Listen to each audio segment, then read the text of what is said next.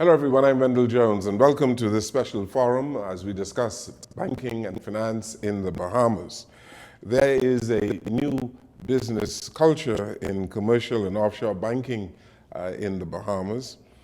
This is brought about in some ways by the demands of the international regulatory agencies and technological advances.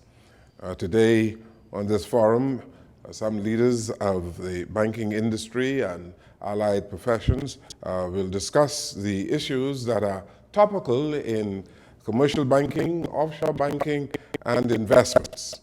We will also speak with them on the implications of certain rules or policies, opportunities in the financial services sector, and the curtailment of in-person transactions in some of our banks in the Bahamas. Our guests on the program today, Leah Allen, who is a partner in financial services at the law firm Graham Thompson. We speak also with Mr. Gowen Bowe, who is the Chief Executive Officer of the Fidelity Group, Mr. Greg Stewart, Head of Corporate and Commercial Banking at Scotiabank here in the Bahamas, and Mr. Brian Jones, who is the founder and CEO of Ageo Digital. Ladies and gentlemen, welcome to our program. Good to have you all here today. And we are going to, as we normally do with ladies first in everything in our country. Leah, it's good to see you. It's good to see you as well. At one time, you were also with Bahamas Financial Services. Yes. As I said, there is apparently a new culture in banking and finance. And as I speak with people like Brian Jones, we hear things like fintech and all sorts of technical terms. How is banking and financial services changing in our country? Well, thank you, Wendell. That's a good question.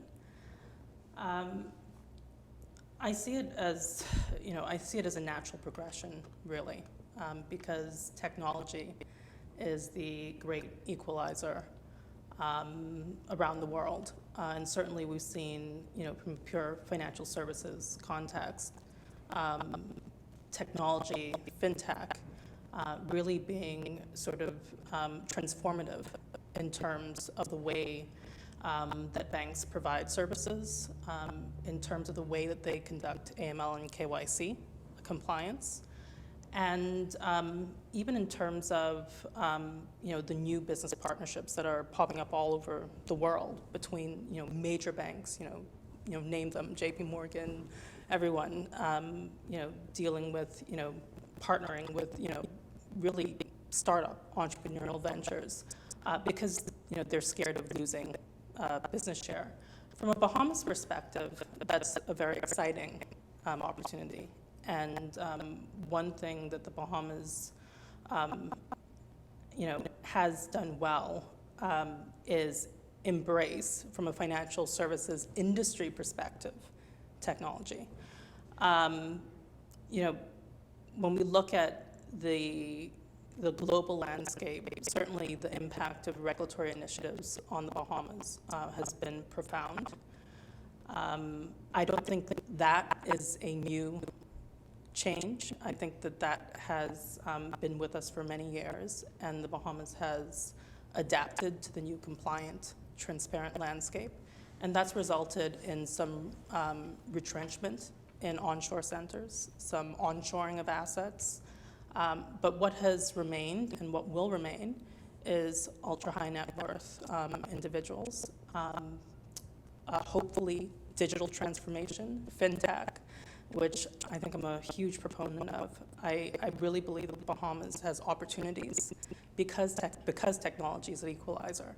It really allows us to, if we embrace it, it allows us to really rank among the best of the world in terms of financial services. So that's sort of a broad brush. Yes. And I'm happy to let these gentlemen fill in the details. Yes, well, Brian Jones, since we started with Ms. Allen, who has been dealing with offshore banking, and you are in that area as well as investments. Isn't there a new culture in our country? I remember many years ago, if you had a European bank and you didn't have a branch in the Bahamas, you weren't saying much. Is that sector growing in our country, or is it not? Well, again, it's in a state of flux. I would say, in fact, kind of piggybacking what Aliyah said as well, is that the only thing really constant in financial services is change, okay? And so in terms of the evolution and the activities that are occurring today in banking, it's evolving tremendously, right? Now, if we have to look at how the market is segmented, how the different players are operating. You have the challengers coming into the space, and you have the more traditional firms. Now, in the international sector, we have always had a very strong reputation, but that's been under assault, as we know, over the past couple of decades. Where we are now repositioning ourselves on the international stage in terms of our value proposition is certainly attached to the fintech sector. If you look what's been circulating in the press over the past week or two, the Bahamas ranks #1 in the world for central bank digital currencies, okay? So proponents of digital assets and blockchain, they are seeking a reputable jurisdiction to come out and actually engage in the world. Before December last year, the Bahamas didn't have a regulatory regime around digital assets, okay? But now you have it. It's here, and we see the interest is growing tremendously. Mm-hmm. Well, in commercial banking, we have digitalization that has impacted commercial banking and changing how you go about banking in the commercial sector. Mr. Bo? I think sometimes we make it seem very exotic, but it's not as complicated as we do. If we think about banks from the old television programs, black and white, what was it used to? It was the brick and mortar where literally they stored physical currency. So whether it was gold, silver, then when notes came about, that evolved. Things went into what I'm going to say was a digital format, meaning that your money isn't sitting in the establishment where you deposit it. It's sitting in a digital bank account where you've got a bank statement. So it was a piece of paper that says how much money you have on it. What is continued is the nature in which we actually provide you that security and that service. So now, instead of having to get a physically delivered piece of paper to say what it is that you have in a bank account, you can go online, you can use your phone, you can do it electronically.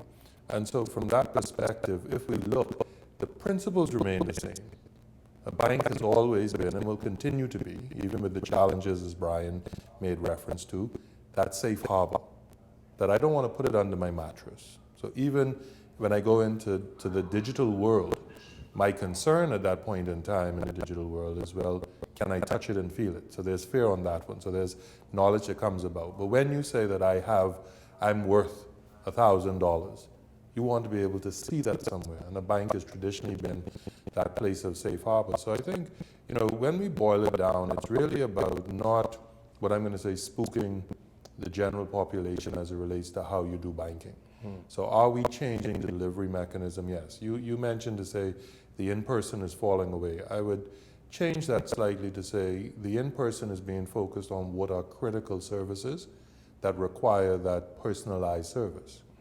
Paying your bills, withdrawing money, depositing money, those elements do not require you seeing someone. Yes, we had that tradition where we would visit with people. That's where we met our neighbors and friends. It was the neighborhood bank where you congregated.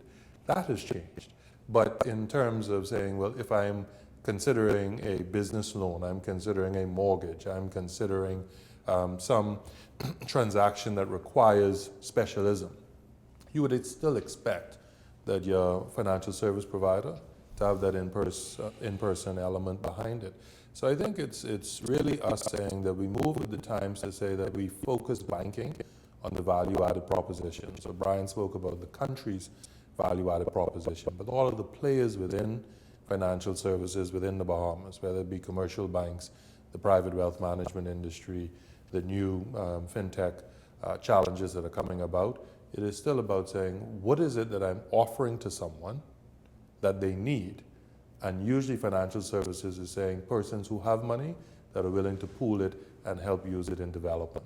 Well, Mr. Stewart, I listened to Mr. Bowe, but there are a whole lot of people who are listening and watching today who really do feel that the culture of banking on the commercial side has changed markedly in our country, that they don't have the kind of access that they used to have.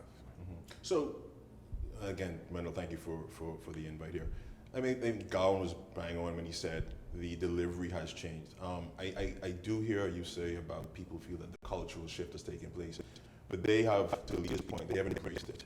COVID-19 has pushed it, I think, the timeline up for us, but we were always going in the direction of digitizing a lot of our services. Just frankly, because as we get the younger generation that are getting banked, and being fully banked, they're demanding that they don't have to go into brick and mortar to conduct transactions. They prefer to do everything digitally. And just a case in point, even the older generation have embraced that very, very well. We to sort of move the dial on the digitization, we basically ran a competition where a senior was the most active on digital banking. She was about 81 years old. So it's bringing banking in new ways, delivery to our people, just like how you do in developed countries, and still basically satisfy their need, just being more flexible. And we're investing heavily in technology, like what you can do in an IDM right now. We have several IDMs, intelligent business machines. You can do it in an IDM right now. You basically, prior to, had to go into a branch for that. Now you don't need to. You go into a branch for advisory services, for example, the more specialized things. We have several cashless branches now, and the clientele has embraced that. So the cultural shift has happened, but it's happened where it's been sort of a embracing sort of phenomenon as opposed to pulling them along. I have people who tell me all the time, ladies and gentlemen, that it is easier doing banking outside the Bahamas than within the Bahamas. Commercial banking and even getting involved in things like Bitcoin and all the rest of it. There are major challenges in the Bahamas. The KYC, the Know Your Customer rules, they are not really welcomed by many Bahamians. Isn't that right? And I think what we sometimes forget is that we are a small play in a bigger picture. And he who has the goal makes the rule. That's the golden rule, right? So what we find is, yes, there may be an unfairness to the level of scrutiny that is placed on the Bahamas. And in response to that, I think you will find that we have become over-compliant. But the difficulty is scaling it back runs the risk of then feeling the ire of those who have already started holding that sort of Damocles over us. So I think the balance really is having an understanding on what is required in compliance. 90% of the times, I will say this much, when customers, domestic and international, come in to establish bank accounts, the reality is they walk in with a piece of paper. They don't arm themselves to say, well, let me go to the site or let me ask before I come in. What all is required? And it may be onerous, it may be a blood test, you may feel it has gotten to that level. But if you come prepared, and when we say we go into the foreign banks, North America, opening a bank account and others, if you think about what they ask you for is very similar. It just feels different because we go knowing there are certain basic minimums. And so when we play in the global space, I think it's important for us to say we've always been successful because we punch above our weight, but sometimes that requires a little bit of discomfort in order to do so. Well, you are the lawyer here, and let's talk about the scrutiny and the extent to which we are compliant. I think, you know, I was just talking to Brian the other day about this. It's amazing It's very hard to lose a bad reputation, right? So once you get a reputation for doing things that are not above board, or even if it's just an unfair perception, it's very difficult to lose. And so you have to work really, really hard to shake off bad reputation. It's why when you watch a movie now, every time they talk about where they go, where you can open a bank account, it is, name your offshore center, whether it's the Bahamas or Cayman. The perception is still out there, right? So what the Bahamas has done is work extremely hard to try and shift the perception. It's a very difficult perception to shift. But what you can say now when you look at the Bahamas compliance framework is it is rigorous. It is world-class in the sense that we've met the standards. The challenge is, I think, perception, and that perception affects many things. It affects correspondent banking, and dealing with all the de-risking issues. It affects, whether a client wants to even deal with the Bahamas or have their name associated with the Bahamas. And so yes, the compliance hurdles are there, but they're there so that the Bahamas can play in an international environment. I will say one thing about KYC locally. I think it's true, that perhaps when, we have the same thing, clients come to us and say, why do you need all of this? And I do think that there's sometimes a mismatch. Not everyone has the same compliance requirements. There might be a little, so there's some, like if you go to an institution, one institution might say, well, we want, financial and character references. And one institution will say, well, we don't need that. That makes no sense. And I think perhaps sometimes it's the mismatch. Sometimes it's the fact that we've sort of been slow to adopt the risk-based approach. And I think we are kind of firmly in the risk-based process now. But once we see some of the simplifications that are available with technology, for instance, technology really transforms AML completely. Just in a sense of making it easier and more efficient and having the ability to share information with different business units. And we might see those same processes be very useful in the Bahamas. One thing they talk about in blockchain is a sort of single, a universal ID. One that you have control over, one that you're able to share with financial institutions, and everybody can feel comfortable that this is the person who I'm dealing with, and it's been verified, and it's immutable and unchangeable. So there's a lot of progress being made on compliance, but we are in a new frontier. But Mrs. Stewart and Mr. Jones, there are people who believe that we are over-regulated in the Bahamas, and this over-regulation is causing the Bahamas to lose business and making it difficult for people to do business in the Bahamas. I'll respond to it like this. Would you rather have a bit more of over-regulation or be able to conduct commerce internationally? So Aaliyah hit on it very well. The correspondent banking relationships are so valuable to us. It's our banking lifeline to the outside world, to commerce. And if the corresponding banks are telling you they need to see X, Y, and Z, you basically have no choice. Or else you're just going to be able to play locally, and that doesn't move the dial at all. So, and the correspondent banking rigor around AML compliance has increased exponentially in the last 3 to 5 years. Before, they would just conduct phone interviews, for example. Now they fly into the country. They want to see you. They want to look at your processes. And if you don't pass the sniff test, you're going to have a much larger problem on your hand, and that's going to have dire effects for the local economy.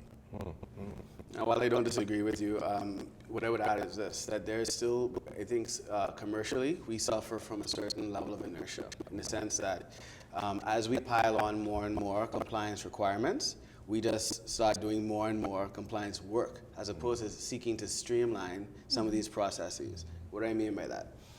The Central Bank Securities Commission, their AML guidelines, they have announced several years ago that they've shifted their risk management approach, and the industry should follow suit, in the sense that we should make it easier for customers to open accounts, actually start doing business, right? To ease, just to increase the ease of doing business, but increase our efforts in terms of monitoring, right?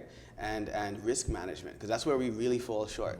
We tick all the boxes years ago, really, in terms of being globally compliant with everything that we were required to, right? Retroactively. Where we fell down as implementation. We weren't processing, following up. We didn't have the manpower, the resources, et cetera. We've now corrected those things, came off the blacklist once again. But we were never blacklisted the second go around because we didn't have the standards in place. We weren't implementing. Is this a clean jurisdiction, Mr. Bowe? It's the cleanest you're going to find. Exactly. The cleanest that you can find. The cleanest you're going to find. I say to my international colleagues, remember this, the Bahamas is a Bahamian dollar currency. We have a great affinity towards it because we like to see our leaders on the bills, but the only place you can spend that currency is in the Bahamas. So the reality is, how do you launder money if you're talking about serious money? It's going to be international currencies. International currencies coming into the Bahamas come from which jurisdictions? The Zone A countries, or what typically used to be referred to as the Zone A countries. It comes from the big name banks. I won't call them just out of respect because sometimes they get labeled as well. So we can't be duplicitous in that regard. But I think when we say, are we clean, and to something that Brian has said, I think is correct. We add as opposed to enhance. So what we look at is if we had a base that required 5 and we needed 3 new things, we didn't look to say whether those 3 new things actually eliminated 4 of the old things. We just added them on top. Correct. And so as it relates to the ability, and I think it's very important what Brian said for persons to appreciate, and I think central bank does, but not always the compliance, I'm going to call it profession, appreciates that. The goal of money laundering is actually not to stop money launderers getting into the system. The goal is to identify them and trap the money that is in the system and put the devil's money to the Lord's work, right? Meaning confiscate and to be able to do so. But the fear of having a nefarious character in your institution is labeled as saying, look how weak they were that they allowed this particular character into the bank, as opposed to saying, well, they did the reasonable checks. He got in because he was masking his true activities, but the quality of their regime identified it, and you know what, it enabled the law enforcement agencies to actually freeze it and use the details from it. Just recently, the Bahamas is going through the National Risk Assessment, the update. What that is really us doing an assessment of whether we are a compliant jurisdiction in terms of anti-money laundering and terrorist financing. And the consultant that has been used has said that the world has changed because before, banks were seen as the source of the greatest amount of information for the law enforcement agencies because the information was there.